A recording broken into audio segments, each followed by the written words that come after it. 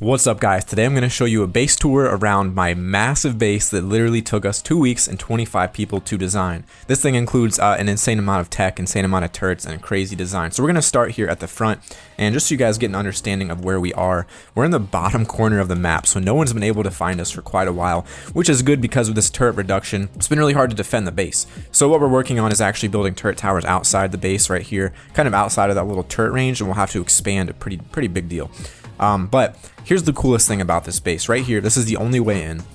And so what you can do is you can actually get into these little portals here, these little underwater tech chambers, like for example this one over here, and you can snipe underwater. Ignoring the rubber banding, you guys can see that normally if I push my gun, you can bring it out, but you can't shoot. You can't shoot underwater. So you have to be in air in an oxygen environment to shoot. So now that I'm here, now I can shoot.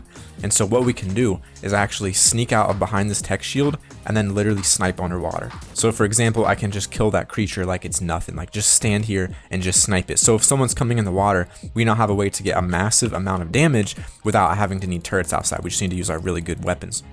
So they're not going to be able to hit us. We can hit them because they're not going to have this little air bubble under here. So this is the first line of defense, kind of the main, main protection here. And then of course we'll be spreading out these turret towers along the front, along all sides, outside of the range of the others. That way we can still get above that like 100 or 200 limit or whatever it is for turrets.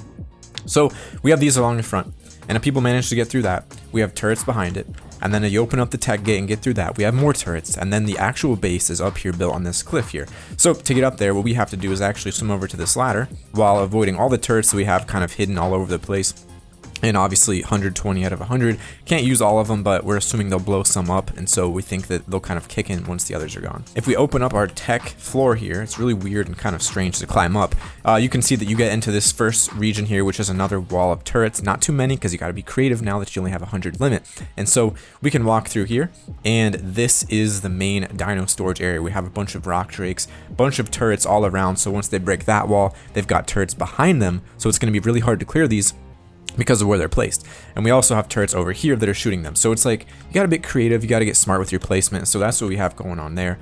Of course, we have a little breeding pen, little hatching pen, tech transmitter, so we can switch to our Aberration server real quick. Not even sure if we have a base there yet. And then this is mostly like our Dino Storage for our really good stegos and stuff. Obviously don't have too many because we just went on a raid. And there's also a second floor up here, which really doesn't have anything special. It's the exact same with more stegos. So rock drake storage on the ceiling because it's easy. That's my storage stego. I put my stuff in that one, and then this is where stuff starts getting really cool. So you can see that we have a wall here, but once you break through like 6 layers, you're coming in here, you somehow manage to get through all of that.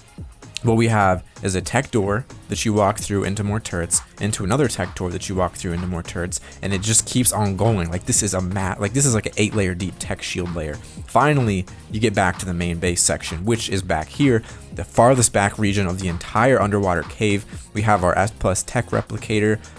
This dinosaur is actually not supposed to be back here. Try to keep this area pretty clean.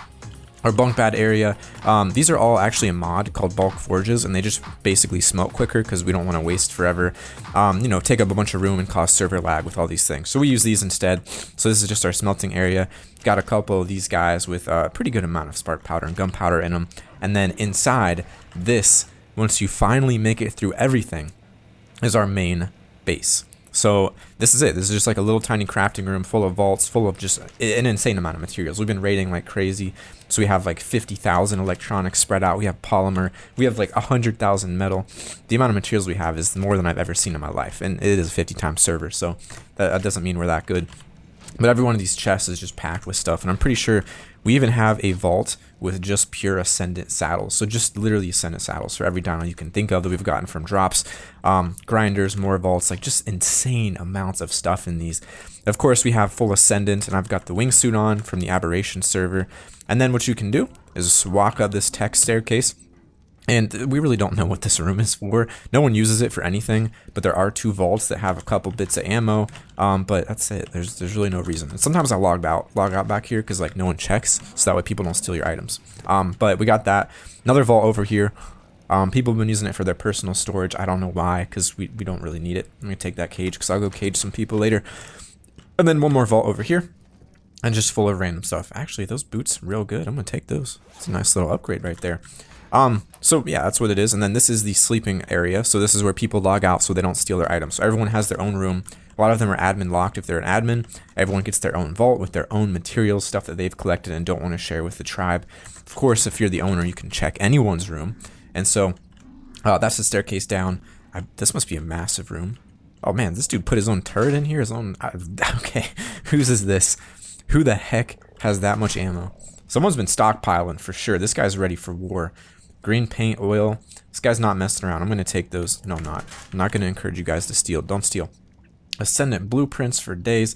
I don't know who this is, but this guy has pretty much everything that our base has in it. All the good stuff in that room. That could just be a basic storage room. More rooms over here. And then, of course, for me, I don't log out in a room. I log out in the S Plus sleeping pod, if I can get that to work. If you guys haven't... Oh, what in the heck?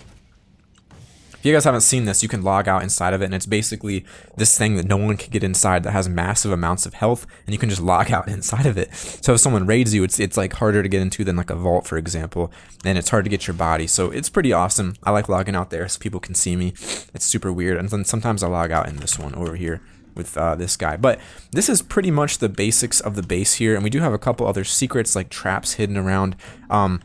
Because with the turret limit, you got to get creative with how you defend. And like a lot of these turrets, so these work, you know, these are in range, but some of the ones outside don't work. So you got to anticipate which ones will be broken and then put up new ones in place of that. And it's just absolutely crazy. But all things considered, I think it's a pretty solid base. And, you know, we've got the ammo pool here. So that thing automatically puts ammo into all of our vaults and stuff, which is pretty sweet. But I don't know. I think it's a really, really cool base. Really well organized, and it's just a lot of potential in it. And then there's an area down here. This used to be our main area. This used to be our main crafting area, but it's turned into absolutely nothing right now. So if you guys have an idea, leave a comment below of what we could turn it into or what changes you'd like to see. But we're working on all kinds of just small things. Putting up railings here. That way they can't, you know, sprint out easily. They got to walk around these railings. By the time they do it, they're hopefully dead from turrets. We want ways to slow them down. Another way I'm going to think of doing it is adding like a cross-haired railing thing. If you guys haven't seen my video on that with Titan Shield, you can check that one out, where you basically make a net of these fences, and then people jump them and they get trapped inside of them, they can't get out, and then they just die. So that's something I would like to do up to this point, maybe like just make like a little maze where we know how to get through it but they don't, so we can just like make the right turns, right cuts, right jumps, but everyone else who tries to sprint in with their Ascendant armor and beer won't be able to. But yeah, this is pretty much the base tour, guys. I just wanted to show you what it looked like, because I like to record these mid-season in case we get wiped, because I'm really proud of how a lot of these things look and all the work that comes together, and I just want everyone's work to be shown.